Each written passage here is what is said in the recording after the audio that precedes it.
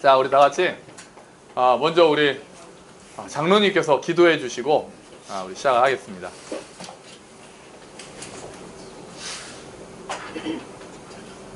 우리들을 사랑하시는 하나님 아버지, 그동안 저희들 함께 거듭교회 일반에서 지난 지가 2년이 다 되었습니다.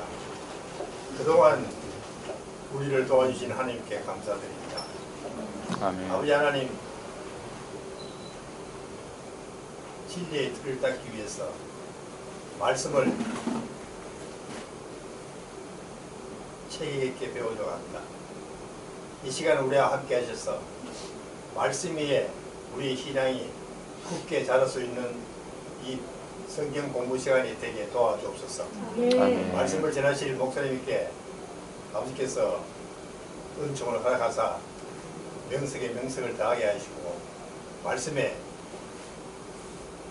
그 무게와 그 깊이와 그 사랑이 그대로 우리 듣는 사람 하여금 느끼게 도와주옵소서. 아멘. 이 시간이 얼마나 귀하다는 것을 다시 한번 느낄 수 있는 우리 함께 걷는 교회 가족들이 되게 도와주시기 바라고, 우리를 사랑하시는 예수님 이름 받들고 감사하며 기도합니다. 아멘. 자, 그러면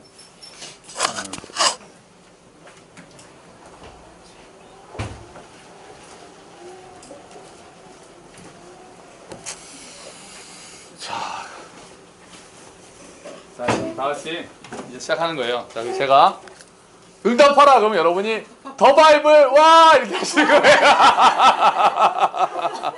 옛날에 할 때는 뭐 구약의 맥을 그러면 잡아라 이렇게 했는데 그거 안 되고, 제가 이제 응답하라 그러면 더 바이블 와, 이거 연습 안 하면 좀 어려운데. 자, 이렇게 시작하겠습니다. 응답하라 더 바이블 와 박수. 자, 이렇게 하는 거예요. 아셨죠? 자, 다시 한번. 그 함성이 좀 작아요. 박수를 많이 쳐야 돼요. 응답 더 바이블 와 이거 하셔야 돼요. 자, 응답하라 더 바이블 와 할렐루야. 와, 녹화된 거 보면 저 사람들 뭐 하나 그러겠네. 자, 우리 구약을 그 10번 만에 끝난다는 게 정말 얼마나 이제 말이 안 되겠습니까? 그러니까 아주 기본적인 골경만 한다 이렇게 생각하시고, 그래서 아마 많은 분들이 다 아는 얘기고 너무 쉽겠다 생각하실 텐데, 정리하신다는 마음으로, 또 제가 이런 거 배우실 때는 항상 어떤 마음으로 하셔야 되냐면, 다른 사람에게 내가 전해줄 수 있을까 이런 생각으로 다지는 시간으로 생각하시면 괜찮을 것 같아요. 자, 그럼 응답하라 더 바이블 이제 시작을 해보도록 하겠습니다. 짠. 자, 이거는 제가 전에 그 지지난주에 제가 설교에도, 그러니까 교재랑 거의 같이 가니까요, 보시면서 쓰셔도 됩니다. 자, 인간이 하나님을 알기 위해서는 하나님이 알려주셔야만 가능합니다. 그걸 뭐라고 하죠? 계시. 네, 계시라고 해요. 그걸 딱 계시라고 얘기했습니다. 그래서 거기가 계시예요, 답이. 제가 답도 말씀드리면서 하는 거예요. 계시예요. 근데 이제 계시의 방법이 여러 가지가 있어서, 꿈으로도 환상으로도, 그리고 물론 마지막 날에는 예수 그리스도께서 나타나셔서 하나님이 어떠한 분이신지를 알려주셨죠. 그런데 그리고 나서 마지막으로 우리에게 완성이 돼서 지금까지도 하나님을 알기 위해서 가장 좋은 도구가 뭡니까? 성경이죠, 그죠? 여기까지는 당연한 거니까요. 성경이에요. 자, 그러면 그 다음에 2번이에요. 그래서 우리가 성경을 봅니다. 그리고 참 이 프린트들이 물 묻으면 다 번집니다. 칼 나요. 조심하세요. 이거 그냥 그 프린트 그걸로 뽑아가지고 물 묻으면 다 번집니다. 자, 성경을 보는 방법을 보시면, 자, 단어, 문장, 단락, 장권, 신구약, 성경 개관 이렇게 공부하는 방법이 있어요. 자, 왼쪽부터 보시면 단어를 공부하는 거는 요 단어가 헬라어로 아니 그냥 책을 보세요. 요 단어가 무슨 헬라어로 무슨 뜻이고 이거는 어떻게 쓰였고 요 단어가 다른 본문에서 어떻게 쓰였고 이렇게 연구를 하는 거죠. 이것도 은근히 재미있습니다. 그 단어가 여러 가지 뜻이 있기 때문에 그걸 보면서 우리가 풍성해질 수가 있겠죠. 또 그 다음에는 문장을 가지고 연구를 하죠. 문장 하나. 그래서 지금 다음에 단락, 조금 더 크면 단락. 지금 우리 아침 묵상은 어디쯤 될까요?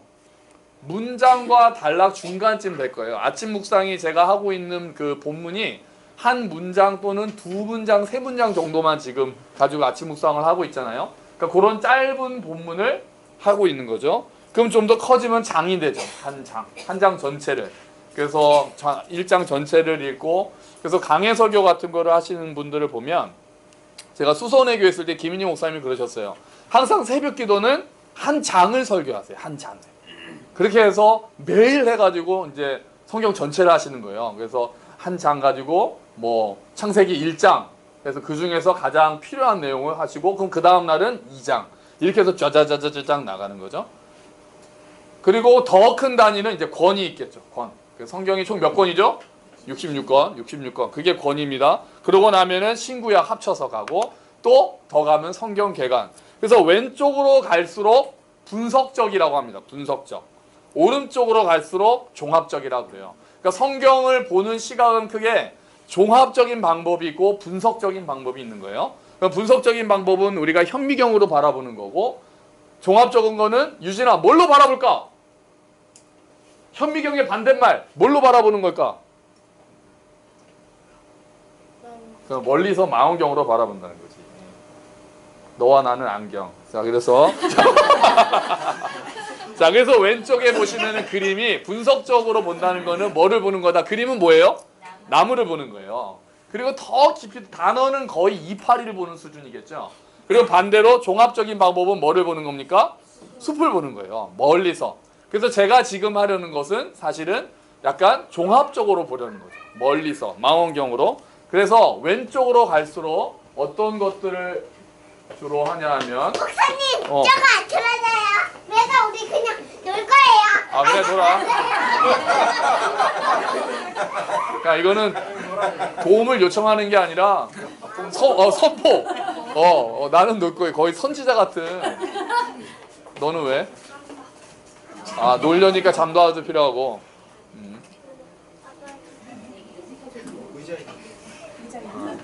다인이가 굉장히 지금 기분이 좋아요. 왜 이렇게 기분이 좋지? 오늘 뭐 항상 교회 오면 좋긴 하지만. 의자 왜? 어? 아, 잠바. 제가 아까 이래는 막 뛰는데, 이래 아빠는 뛰지 마, 이래 아직 머리 흔들리면 안 돼. 그게 되나요? 다인이가 앞에서 뛰고 있는데, 이래가 지금 다인이를 잡으러 가야 되는데, 뛰지 마.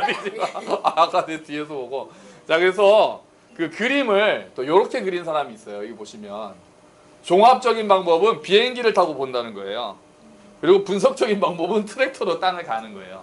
그래서 자세히, 그래서 분석적으로 갈수록 뭐가 강해지냐면은 묵상이 좀 강해져요. 묵상을 하는 거예요. 짧은 본문을 가지고. 그러면 성경 연구 중에서 가장 종합적인 방법은 뭐겠어요? 통독하는 거예요. 통독. 우리가 성경 일독하는 거는, 성경 그러니까 통독할 때 이거 참 모르겠는데 그런 거 멈추시면 안 되고, 일단 빨리 전체를 쫙 읽어가는 게 중요해요. 성경 전체를 한번 여기서 모른다고 멈추고 막 이게 고민하는 것보다, 모르면 모르는 대로 넘어가면서 일독을 하고 다시 돌고, 이 몇 바퀴를 돌리느냐에 따라서 점점 알아가는 거지, 하나하나를 막 꼬치꼬치 따지고 캐묻고. 통독은 그런 건 아니에요. 통독은 그냥 통째로 다 받아들이기 위해서 하는 거니까 종합적인 방법에 가까운 거죠. 근데 아침 묵상 같은 경우는 굉장히 묵상이죠. 단어 하나, 문장 하나를 놓고 여기 하나님 말씀이 어떤 것인지 이제 고민하는 부분이니까요. 이게 두 가지입니다. 자, 그래서 우리는 지금은 이제 종합적인 방법을 취하려고 하는 건데요. 자, 성경의 다양성과 통일성 보시면은, 자, 이제 답이 다 있습니다. 자, 성경의 다양성 여러 가지가 있는데요. 성경은 몇 개의 언어로 쓰였을까요? 아닙니다. 아닙니다. 3개예요, 3개. 자, 하나는 히브리어, 구약은 히브리어, 신약은 헬라어, 그게 이제 그리스어죠. 그리고 아람어가 있어요. 아람어. 아랍이 아니고 아람. 아람어는 예수님 당시에 직접 사용했던 언어입니다. 지금은 없어졌어요. 그래서 구어죠, 일단. 그러니까 성경에 보면은, 예를 들면은 그 소녀가 죽어 있을 때, 야이로의 딸 죽어 있을 때 예수님이 일어나라고 하면서 뭐라고 그러죠? 달리다 쿰! 이는 소녀여 일어나라는 뜻이었더라 라고 성경 저자가 번역을 해주잖아요. 아예. 왜 그랬냐면은 그거를 읽는 사람들은 달리다 쿰이라는 말을 몰랐다는 거거든요. 그 사람들은 아람어를 안 쓴 사람들이니까. 그러니까 성경 자체도 그렇게 번역을 해줘야 될 정도로 아람어가 있다. 그리고 다니엘서에 아람어가 또 들어있어요. 아예 히브리어로 막 쓰다가 중간에 아람어로 쓴 부분들이 있어요. 다니엘서가. 그래서 성경은 세 가지 언어로 쓰여졌다. 두 번째, 성경은 대강 몇 명이 기록한 줄 아십니까? 대강. 빨리 맞춰보세요. 이렇게 제가 위아래 해드릴게요. 하나 찍어보세요. 몇 명? 50명. 50명 아래. 30명 위. 네, 맞아요. 40명 정도예요. 너무 쉽다. 50명, 30명. 약 40명. 40여 명이 썼습니다. 아, 그럼 갑자기 성경 제일 많이 쓴 사람이 권수로 따지면 누굴까요? 바울이죠, 바울. 바울 서신서가 워낙 많으니까. 분량으로 따지면 누굴까요? 모세죠. 모세오경 제일 많이 썼으니까요. 갑자기 생각나네요. 자, 성경은 몇 권? 66권. 구약이 39, 신약 27. 네, 66권입니다. 자, 그럼 성경은 몇 장일까요? 1198. 아니에요. 1189. 1189장이에요. 1189. 구약이 929장. 구약이 929장, 신약이 260장. 그래서 1189예요. 그래서 성경 일독을 하려면은 하루에 3장씩 읽어서 살짝 부족한 거예요. 1189니까. 그래서 평일에 3장, 주말에 주일날 5장 읽으면은 성경 일독을 한다는 게 그래서 나온 거예요. 1189장이다. 이런 거 하나도 안 중요해요. 그냥 말씀드려요. 이거 뭐 중요합니까? 대강 성경은 몇 년에 걸쳐서 기록됐을까요? 비슷해요. 약간 약 1500에서 1600년 정도에 걸쳐서 기록이 됐습니다. 가장 마지막에 기록된 성경이 요한계시록. 요한계시록 사도 요한이 거의 죽을 때 죽기 직전에 본 것이니까요. 그리고 이제 뭐 모세오경이나 그런 거 굉장히 오래됐겠죠. 그래서 전체 기록을 약 1600년 정도에 걸쳐서 기록했다 이렇게 봅니다. 자, 그 다음에 이제 이거는 이런 거를 다 센 사람이 있다는 게 저는 놀랐습니다. 지명이 몇 개 나올까요? 성경에. 지명. 180개. 180개. 위. 1800개? 아래. 500개 위. 900개 위. 1551개가 나온답니다. 많이 나오죠. 여기가 1800개가 거의 맞췄어요. 뭐 이런 거 그냥 뭐 전혀 외울 필요 없어요. 이 등장인물이 몇 명이게요? 그러니까 이런 거 셌다는 게 네가 이런 거 세 가지고 박사 됐나? 설마? 자, 몇 명이게요? 3000명이요.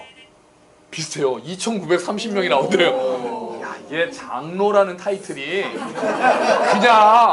그냥 이렇게 된 게 아니에요. 다 이게 그 연륜과 근데 굉장히 금방 맞추시는데 진짜. 이렇게 많더라고요. 2930명이랍니다. 절수는 몇 개게요? 성경의 절은 총 몇 개일 것 같으세요? 대강 하세요. 대강 빨리. 중요한 거 아니니까. 3576. 어처구니 없는 성경 장이 3만. 맞아요. 약 31,173절이에요. 그지? 1189장이니까 보통 그러니까 뭐 한 30절 정도 된다는 얘기인가요? 네, 그 정도 됩니다. 뭐 중요한 거 전혀 아니고요. 자, 그러면 성경의 다양성. 그런데 성경이 이렇게 다양하게 1600년에 걸쳐서 40여 명의 사람들이 어떤 사람은 시로, 어떤 사람은 편지로, 어떤 사람은 노래로, 어떤 사람은 논리로, 어떤 사람은 이야기로 쫙 썼는데 중요한 건 이 성경 안에 통일되는 일관되는 흐르는 주제가 있다는 거죠. 성경을 관통하는 주제가 있기 때문에 이게 놀라운 책이 되는 거예요. 수많은 책을 모아놓은 게 뭐가 놀랍겠어요. 근데 그 수많은 책을 모아서 그걸 가지고 본 사람들이 야, 성경 안에는 결국 이런 얘기를 담고 있구나라고 알 수 있다는 거죠. 그게 뭡니까? 딱 한마디로 말하면 뭐겠어요? 구원 또 은혜 또 아직 제가 원하는 답은 제가 굉장히 중요하게 생각하는 단어가 2개인데 안 나왔어요. 예수 그리스도 하나예요. 예수 그리스도. 하나는 예수 그리스도가 성경 전체를 관통하는 주제. 그래서 제가 한번 했잖아요. 구약은 예수님이 오실 거야. 신약은 예수님이 오셨어요. 그리고 또 오실 거야. 말씀드렸잖아요. 그래서 성경 전체가 이 성경이 나에 대하여 증언하는 것이다 라고 예수님이 말씀하셨으니까 성경 전체를 관통하는 것은 예수 그리스도입니다. 근데 그거보다 조금 더 크게 말하면 예수 그리스도가 왕이신 뭐다? 그냥 나라 아니고 하나님의 나라, 하나님의. 그래서 우리가 지난번에 복음의 기초책 표제에 뭐라고 써 있었냐면은 십자가 복음과 십자가와 하나님 나라의 복음 이렇게 써 있었거든요. 그 성경 전체를 관통하는 주제는 하나님의 나라예요. 하나님의 나라. 근데 그 하나님의 나라는 하나님께서 창조하셨고 인간들을 만들어서 기대하셨고 그리고 결국 그것들이 망가졌을 때 예수 그리스도께서 왕이 되셔서 회복하시고 결국은 완성하실 그 나라. 그래서 여러분 누가 성경 전체를 관통하는 주제가 뭐예요? 그러시면은 예수, 하나님의 나라. 이거 두 가지를 잊지 마셔야 돼요. 그게 중요한 거예요. 성경 어디를 펴든 그 하나님의 나라에 대한 그림들이 그려져 있어요. 그 나라의 진정한 왕이 누군가의 싸움이 되는 거예요. 그래서 그 성경이 읽어지네라고 해서 한참 센세이션을 일으켰던 그 이해실 사모님이 얘기한 거는 성경을 보면 결국 모든 것은 누가 왕이냐의 싸움이다. 이렇게 얘기를 합니다. 선악과는 뭐다? 선악과는 내가 왕이 되겠다는 그런 표시였다. 이렇게 표현을 해요. 그래서 결국 인간이 자기 중심이냐 하나님 중심이냐 이렇게 나뉜다는 거예요. 그 누가 왕이냐의 싸움이에요. 내 삶의 왕이 누구냐는 거예요. 내 삶의 왕이 당신입니까? 아니면 하나님이십니까? 그러니까 우리가 지금도 계속해서 싸워야 되는 것은 과연 내 삶을 다스리는 주인은 뭐냐? 그래서 내가 주인이 아니라 내 하나님이 주인이시고 나는 내 삶의 주인이 아니라는 것을 네 글자로 뭐라고 할까요? 문제가 너무 어려워. 답은 어렵지 않은데. 내가 왕이 아니라는 것을 인정하는 것을 자기 부인이라고 하는 거예요. 자기 부인. 나를 부인한다는 게 뭐 나는 없어 이게 아니라 내 삶의 주인이 내가 아니라는 걸 인정하는 걸 자기 부인이라고 표현하는 거예요. 하나님이 왕이신 거죠. 예수님이 왕이신 거예요. 그래서 종교인은 뭐라고 하느냐? 예수님을 믿는다고 하면서 내가 중심에 서 있는 자를 종교인이라고 해요. 그리스도인은 예수님이 내 주인으로 앉아 계시는 분이에요. 그래서 그림을 그리거든요. 의자에 누가 앉아 있습니까? 당신의 마음에. 불신자는 아예 하나님하고 관계없이 사는 사람이고 종교인들은 하나님이 들어오셨다라고 얘기는 하는데 내 중심에 안 있고 밖으로 밀쳐놓은 사람들이고 참된 그리스도인들은 그 중심에 예수 그리스도께서 딱 계시는 분이다. 왜? 웃겨서? 그럼 그냥 거기서 웃어. 괜찮아요. 뭐 웃겨서 왔다는데 뭐. 재밌어요 애들이.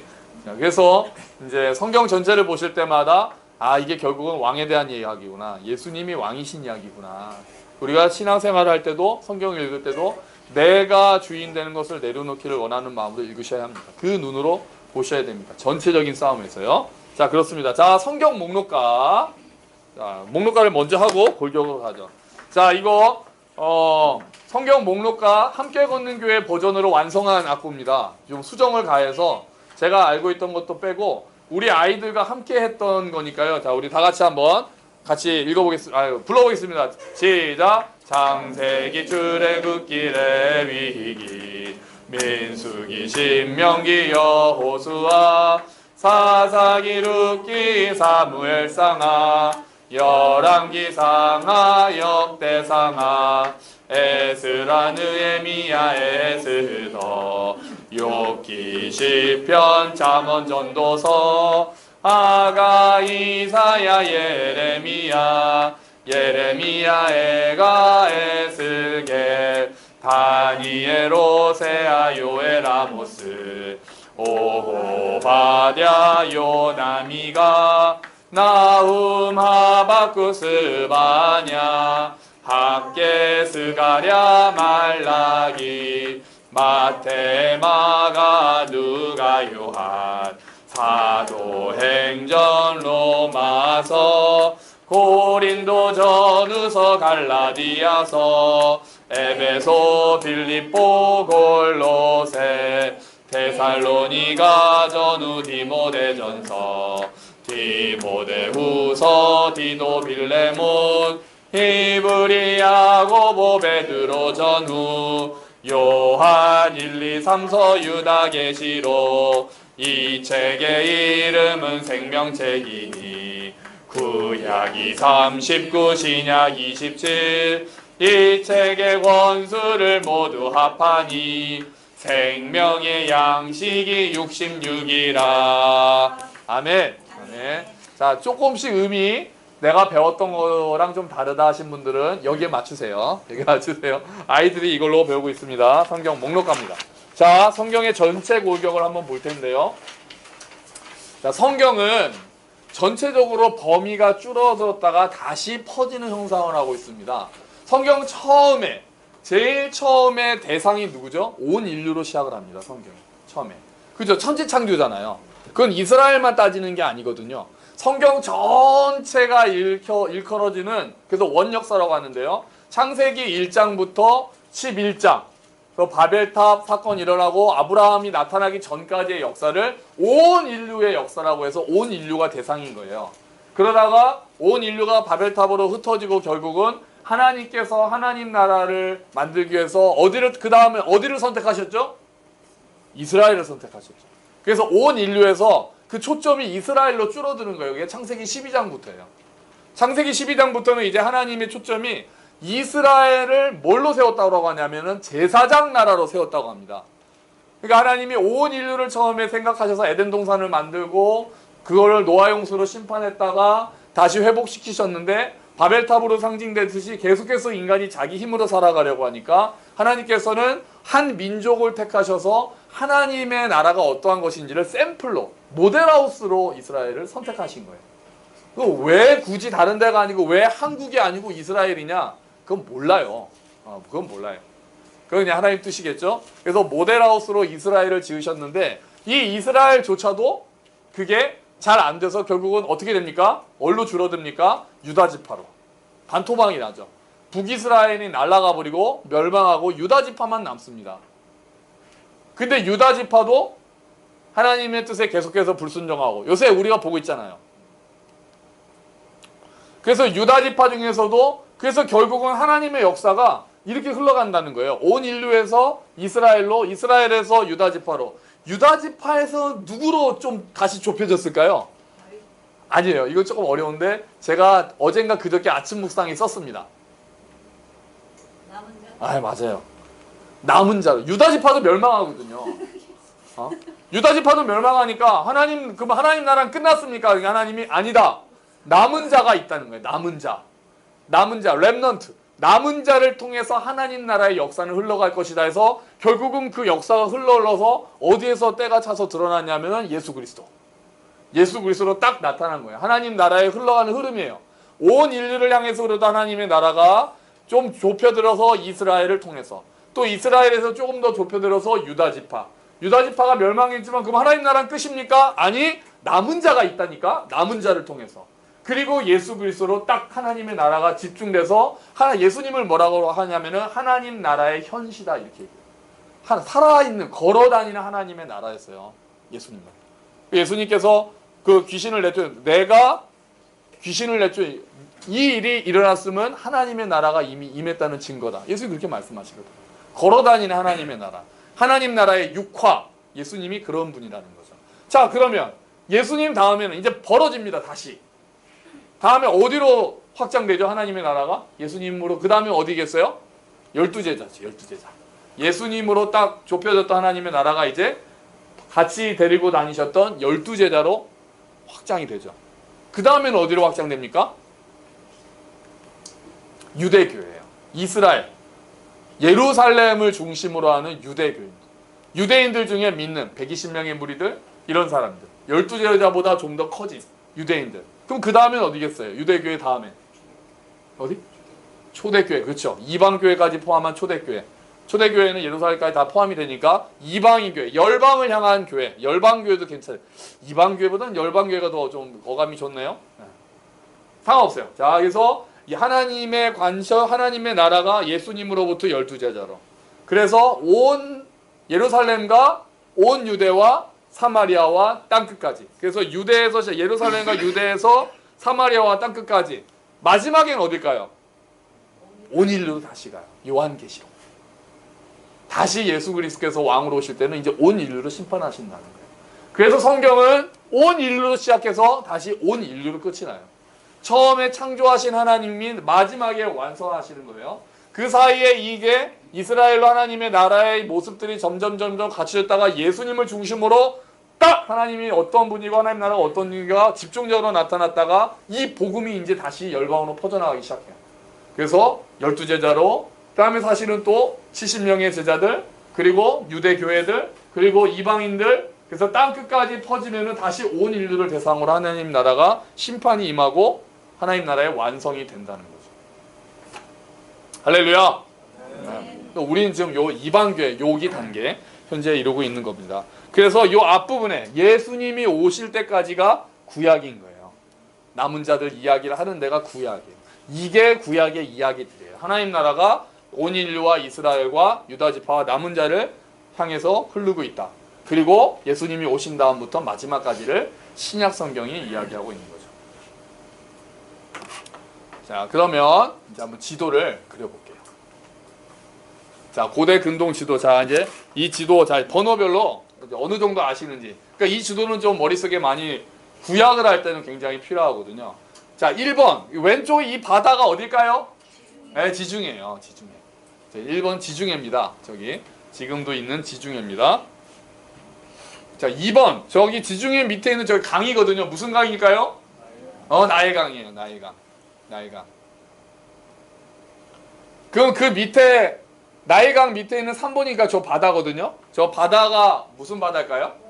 저게 홍해입니다. 홍해. 약간 족발처럼 생겼잖아요. 네, 홍해. 그러면 4번. 저기 있는 조그만 호수가 무슨 호수냐면은 갈릴리 호수예요. 갈릴리 호수. 위에 있는 게 갈릴리 호수예요. 그럼 갈릴리 호수에서 졸졸졸졸 흐르는 강이 요단강. 요단강.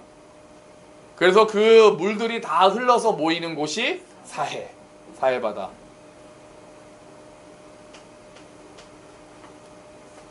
그러면 요 7번 요 오른쪽에 있는 요 바다가 이게 페르시아만이에요. 여기가 페르시아만.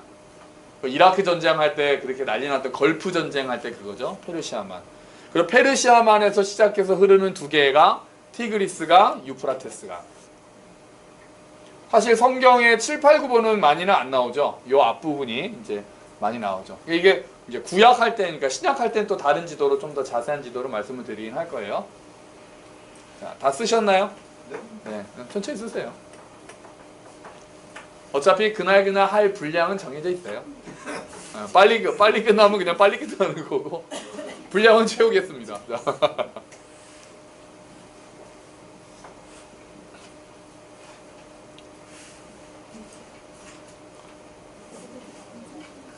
자, 다 하셨습니까?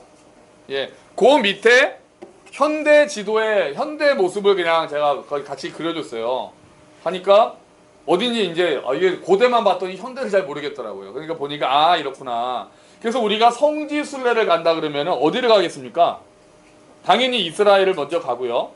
다음에 요르단 지방도 가요. 그게 요단강 동쪽이잖아요.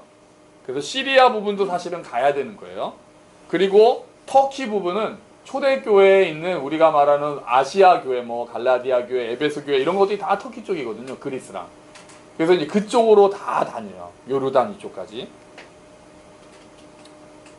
그리고 이라크, 이란. 네, 지금 현재 나라는 그런 모습입니다. 자, 그러면 이 지도를 어떻게 좀 간단하게 그릴 수 있느냐? 자, 그거는 이 화면을 보셔야 돼요. 자, 기억해 두세요. 자, 그러면 이제 초간단 지도 그리기 한번 해보자고요. 자, 그렇게 간단하진 않아요. 자, 처음에 지도를 그리기 위해서 먼저 1번 테두리를 그린다. 1번 테두리를 그리는 거예요. 그래서 이거 어디다 뭐 연습하셔도 되고 말도 안 돼 하셔도 돼요. 자, 그리고 그 다음에 2번 자, 왼쪽에 빵을 하나 그려요. 빵 이렇게 그냥 둥그렇게 빵을 그려요. 빵을 그리면 이게 지중해 그린 거예요. 그럼 그 다음에는 포크로 빵을 찍어요. 이게 나일강이에요. 포크로 빵을 찍어요. 그렇게 이렇게 하니까 이게 지중해하고 나일강이 된 거예요. 그러면 이제 족발을 그려요. 족발을 그려요. 족발을 이쪽에다 그려요. 약간 저 빵에 같이 갈 수 있는 족발을 그려요. 족발을 그리고 나니까 또 배가 고파서 닭다리를 그리는데 먹다 남은 닭다리를 딱 이렇게 매달아요. 이게 닭다리 이게 뒤집은 거예요. 닭다리 이게 치킨을 뒤집은 거예요. 이렇게 밑에 잡고 먹는 거거든요.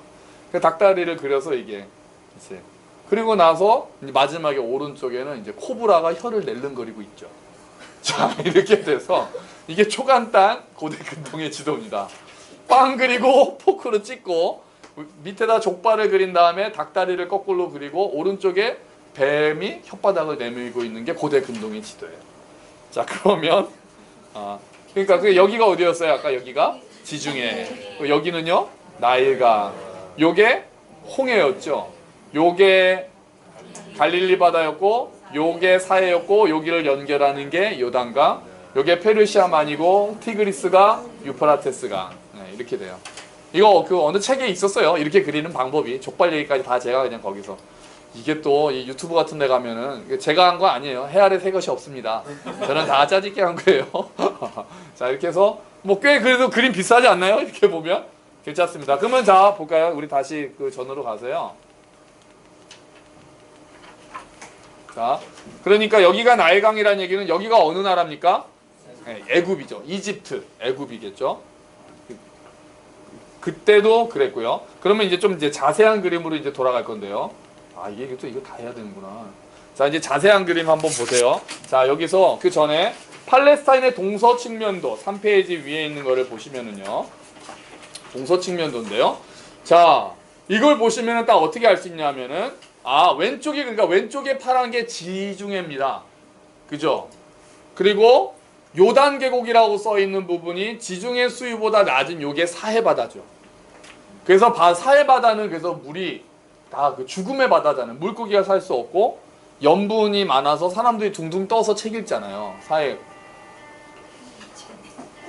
깜짝아. 자, 그리고 딱 보시면은 동고서저의 나라입니다. 동쪽이 올라가 있는 거예요. 이 팔레스타인 동서 측면들 보시면은 동부가 고원지대고 왼쪽이 평야지대예요. 지중해 쪽이니까 바다 근처니까 평야지대죠. 그 예루살렘이 생각보다 높습니다. 예루살렘이 해발 약 900m. 그죠? 그 관악산이 629m거든요. 그러니까 예루살렘은 관악산보다도 높은 곳에 있는 거예요. 생각보다 굉장히 높은 고원지대인 거죠. 그래서 예루살렘을 우리가 시온산성, 시온산성을 보라 이런 얘기가 예루살렘이 산에 있기 때문에 그래요. 지중해가 아니라 예루살렘이. 그리고 왼쪽으로 내려갈수록 바다, 평야 이렇게 평평해지는 쪽으로 가는 거죠. 그래서 이걸 일단 기억해 두세요. 그래서 그 이스라엘 나라는 동쪽으로 가면은 높은 지대고 왼쪽으로 가면은 이제 낮은 지대고 바다로 가는구나. 그러면은 성경에 많이 나오는 산 중에 헤르몬산이라고 있습니다. 헤르몬산. 헐몬산의 이슬과 같이 이런 얘기할 때 헤르몬산은 해발 약 1800m 정도 됩니다. 굉장히 이스라엘 안에서는 이제 높은 위치가 되겠죠. 자, 그러면 고대 팔레스타인의 자세한 지도를 한번 보실 텐데요. 자, 네? 1828. 어디요? 헐몬산. 어디 그러게? 4번. 2800. 제가 말을 잘못했어요. 2800m. 1800이 아니라 2800m예요. 제가 말을 잘못했어요. 예, 이게 맞아요. 헤르몬산이 높이가 그러니까 굉장히 높은 거죠. 이스라엘 안에서도요. 자, 이제 주요 지역을 그게 이제 지도인데요. 자, 여러분 이제 하나씩 같이 보겠습니다. 자, 이게 근데 제가 이 지도를 여기 한번 화면을 보세요. 약간 그러니까 구약의 지도랑 신약의 중요한 지도까지 같이 겹쳐져 있어서 좀 너무 복잡해요. 그래서 저는 이제 구약에 관한 오늘은 구약에 대한 거고 신약은 나중에 또 할 거니까 자, 그럼 이제 하나씩 보자고요. 자, 먼저 뭘 찾아보시냐면은 일단 나라를 중심으로 찾아볼게요. 여기가 그러니까 여기가 지금 여기가 이제 이집트 아닙니까? 이쪽이 이집트고 이스라엘 백성들이 약속의 땅으로 돌아온 이 땅을 우리가 무슨 땅이라고 합니까? 가나안 땅이라고 하죠. 가나안 땅. 그리고 나서 이제 이스라엘을 괴롭히는 족속들이 있는데요. 자, 우리가 하나씩 보겠습니다. 먼저 이스라엘을 괴롭히는 족속 생각나는 팀이 일단 모압. 모압이 어딘지 찾아보시죠. 모압. 여기입니다. 여기 한번 요 위치 한번 찾아보세요. 자, 모압. 모압. 네, 어딘지 찾아보셨죠? 자, 모압. 자, 그 모압하고 항상 같이 짝지어 다니는 나라가 하나 더 있죠. 뭐죠? 암몬. 왜냐하면 암몬하고 모압이 그 롯의 두 딸로 인해서 시작했기 때문에 암몬이 그림이 없어요. 그래서 제가 보여드리는 거예요. 암몬이 이쯤에 있어요. 거기 보면은 라빠라고 써 있는 점 찍은 도시가 있을 거예요. 그게 모압의 수도입니다. 아니 암몬의 수도예요. 암만, 라빠. 다인이 어디 갔어? 아, 왔네. 자, 그래서 모압, 암몬이 모압보다 위쪽에 있다. 이렇게 기억을 하시면 되고요. 자, 그러면 3번. 그 다음에는 에돔이라는 나라가 있습니다. 에돔. 에돔은 모압의 아래쪽에 있습니다. 에돔. 그렇죠. 에돔은 누구의 자손입니까? 에서의 자손. 그러니까 지금 다 이 고대 근동은 다 혈육이 다 묶여 있는 거예요. 에돔은 에서의 자손들. 그리고 모압과 암몬은 롯의 자손들. 그 다음에 이스라엘 지역에서 또 이스라엘을 좀 괴롭혔고 얘는 자손도 아니면서 처음부터 끝까지 이스라엘을 괴롭히고 처음부터 끝까지 진멸의 대상이 되는 민족이 하나 있습니다. 어딜까요? 어디? 아니 블레셋이 틀린 건 아니나 아주 초장부터 블레셋은 굉장히 나중에 나오는 나라고 거의 출애굽기 당시부터 이스라엘을 괴롭혀가지고 나중에 너 그거 진멸해야 된다라고 하고 나중에 에스더 때는 하각이라는 사람도 답이 나와버렸다. 누구요? 아말렉. 아말렉이 어디 있는 사람들이냐면 여기에 있어요. 네게브 약간 밑에 이쪽에 있는 사람들이 아말렉이에요. 아말렉 하면은 남쪽에 있었구나 이 정도만 생각하세요. 남쪽에. 그래서 이 아말렉은 끝까지 진멸의 대상이에요. 이 사람들한테는 회개의 기회도 주어지지 않아요. 거의 지금으로 따지면 사탄에 맞먹는 사탄과 같은 역할을 합니다. 계속해서 아말렉. 그 다음에요. 그 다음에는 5번째는 어디냐면은 아까 우리 광민 형제가 얘기한 다윗, 요 사사시대 삼손, 다윗 이럴 때 굉장히 괴롭혔던 사람들이 누구죠? 블레셋. 블레셋은 어디 있냐면은 여기 해안 평원 쪽에 있습니다. 블레셋은요. 원래 그 해양 민족에서 시작됐다고 봐요. 그러니까 지중해를 건너서 거기에 정착하면서 걔네는 동쪽으로 오면서 이스라엘을 괴롭혔던 민족이에요.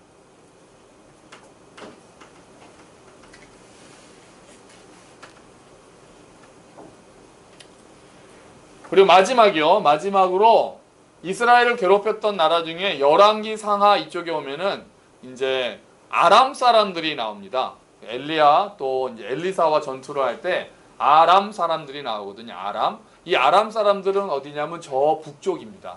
여기 이게 표시가 안 돼 있어서 제가 따로 그렸어요. 저 북쪽이 이제 아람 사람들이구나. 그러니까 이스라엘을 둘러싸고 이렇게 삥 둘러싸서 이스라엘의 이제 근처 인근 나라들이 있었고 대부분은 결국 이제 땅 따먹기를 하는 거니까요. 서로 가나안 땅이라는 곳에서 그 땅을 차지하기 위한 싸움들이 계속되고 있었던 거죠. 한 바퀴 둘러 있다고 보시면 되겠죠. 아람이 북쪽이고 블레셋이 서쪽 평야지대, 다음에 아말렉이 남쪽, 그리고 에돔, 모압, 저기 암몬은 다 동쪽을 차지하고 있는 거예요. 되셨나요? 네, 되셨죠? 조금 빠르면은 스톱해 주세요. 자, 그러면 이제 도시를 한번 찾아보겠습니다. 아니요, 아직 다 안 끝났어요. 도시 찾아야 돼요. 자, 도시를 찾아보겠습니다. 제일 유명한 도시가 구약에 관한 거니까요. 자, 예루살렘을 딱 찾아주세요. 예루살렘. 예루살렘 여기에 있습니다. 이쪽에요. 자, 빨간 동그라미요. 예루살렘. 요거 보시면은 딱 찾아서 동그라미 딱 치세요. 염해 약간 왼쪽에 예루살렘. 그러니까 딱 이스라엘의 중간에 있어요. 우리나라로 따지면 어디죠? 서울이에요. 서울. 우리나라에 있어서 딱 남북 가운데 서울이잖아요. 그러니까 이때도 마찬가지로 예루살렘은 중간 지역이 되는 거예요. 찾으셨어요? 예루살렘. 그 예루살렘 약간 옆에 여리고가 있는 것도 보이시죠? 예루살렘 바로 옆에 여리고가 있네요. 자, 그리고 또 중요한 지역이 하나 있습니다. 예루살렘 약간 남쪽에 헤브론이라는 곳이 있습니다. 약간 남쪽에 헤브론이 있어요. 이 헤브론도 중요합니다. 왜냐하면 이 헤브론에 아브라함이 이 헤브론에 처음에 정착을 했어요.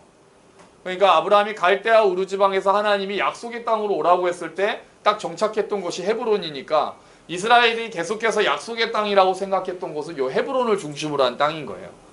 이 헤브론에 이 아브라함이 막벨라 굴을 사고 이런 일들이 헤브론에서 일어납니다.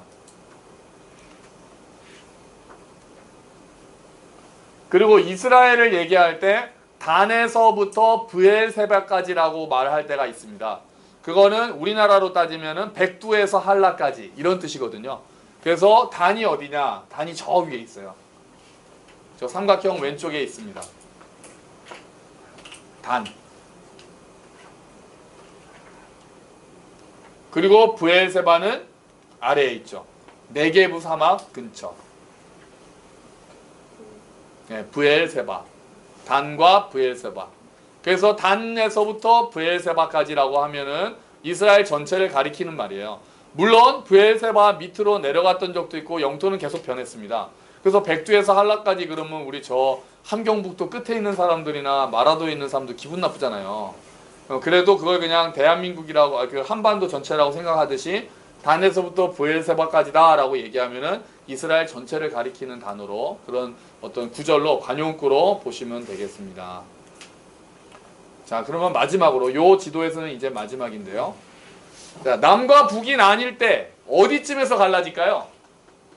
남쪽과 북쪽 이스라엘이 균열을 했을 때, 갈라졌을 때, 자, 여기 근처 이렇게 나뉩니다.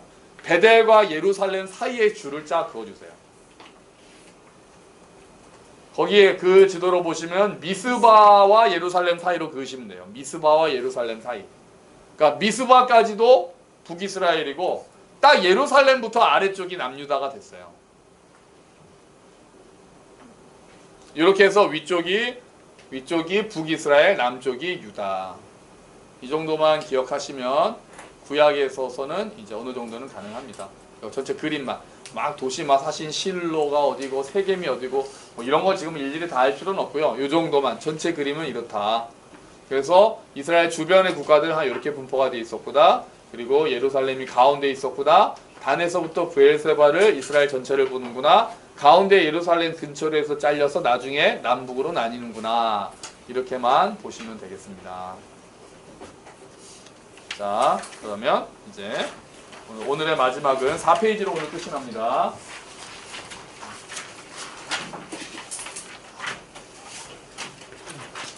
자, 4페이지는 이스라엘의 기후인데요.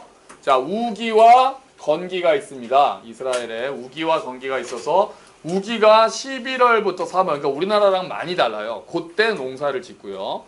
5월부터 9월까지는 건기여서 수목이 마릅니다. 그래서 우리는 사실 겨울에 농사를 안 짓잖아요. 근데 거기는 우리로 따지면 겨울철, 그때 농사를 짓는 거죠.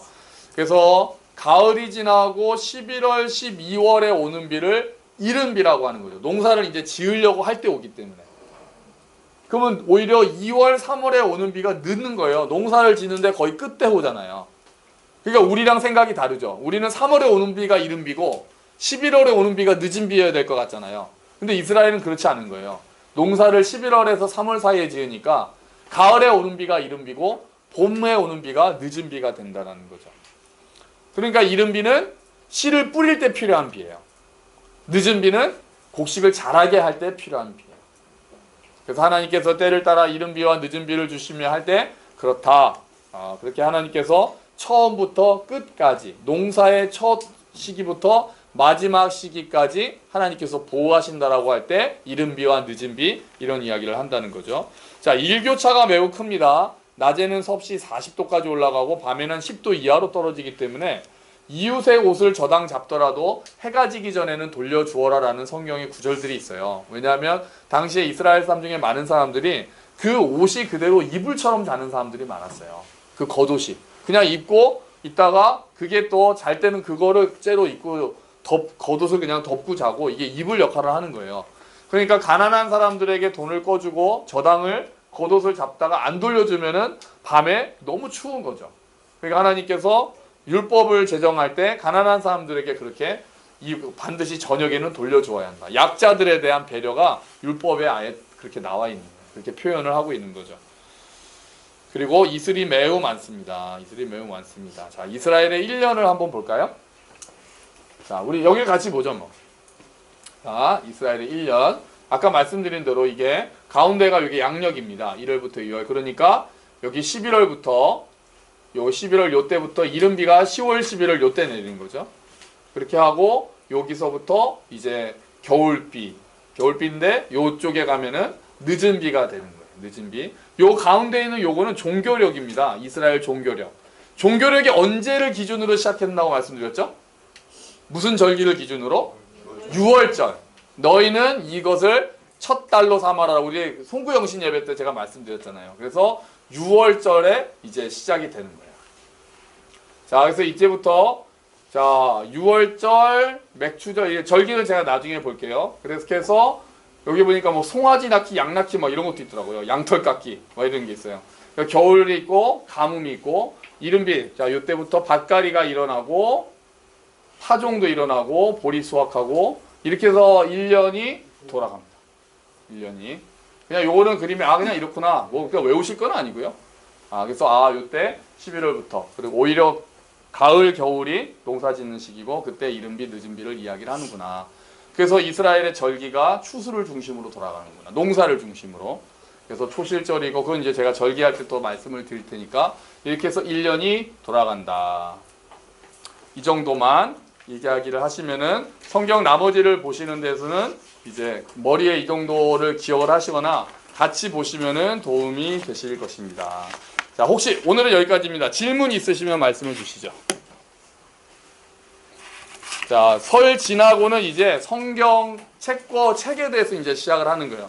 지금은 성경 여행을 시작하기 전에 전체 배경을 제가 말씀을 드린 거고, 이제 그러면 성경 권으로 들어가서 어떤 식으로 진행이 되냐면 성경 전체의 역사를 한번 훑어서 성경 역사서를 보고, 그다음에 시가서를 간단하게 보고 각 예언서의 내용이 어떠한 것인지를 좀 볼 거예요. 그래서 역사서를 보는 시간이 좀 많이 걸리겠죠, 아무래도.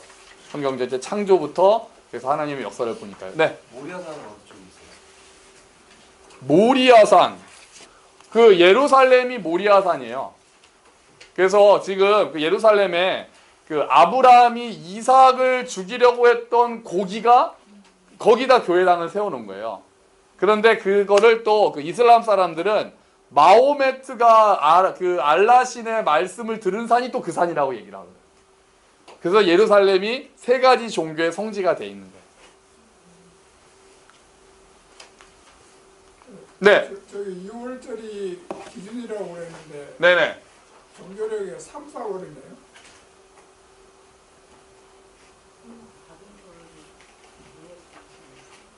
기준이라고 해서 그렇죠. 6월절이 첫째 달이 되죠.